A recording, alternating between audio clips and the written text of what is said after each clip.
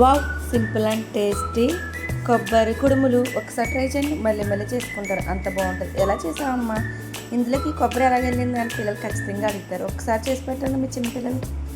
ముందుగా స్టవ్ వెలిగించుకుని బౌల్ పెట్టుకుని అందులో గ్లాసుడు వాటర్, 1/2 టేబుల్ స్పూన్ సాల్ట్ వేసుకుని, సాల్ట్ కరిగాక వాటర్ వేడెక్కిన తర్వాత 1 కప్పుడు బియ్యపు పిండి వేసుకుని బాగా కలుపుకోవాలి.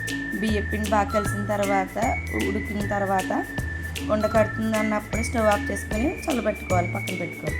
మరలా స్టవ్ వెలిగించుకుని కొబ్బరి స్వీట్ కోసం 1 గ్లాసు వాటర్, 1 కప్పుడు బెల్లం వేసుకుని 1 పొంగు వస్తే సరిపోతుంది. తర్వాత తురుముకున్న కొబ్బరి కూరని వేసుకుని కలుపుకోవాలి.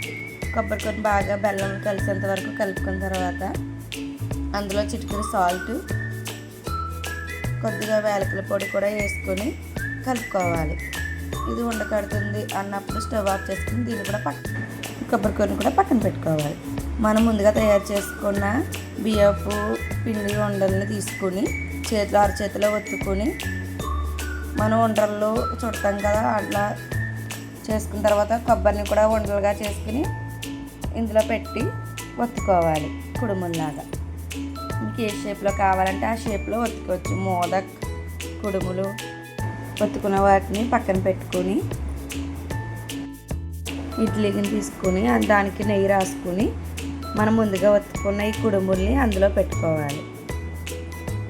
ఒక 5 నిమిషాలు లో ఫ్లేమ్ మీద ఉడకనిస్తే వేడిగా చల్లగా తిన్నా ఈ కుడుములు అదిరిపోతాయి. ఒక్కసారి ట్రై చేయండి. పిల్లలు కానీ పెద్దలు కానీ ఎంతో ఇష్టంగా తిని కుడుములు రెడీ.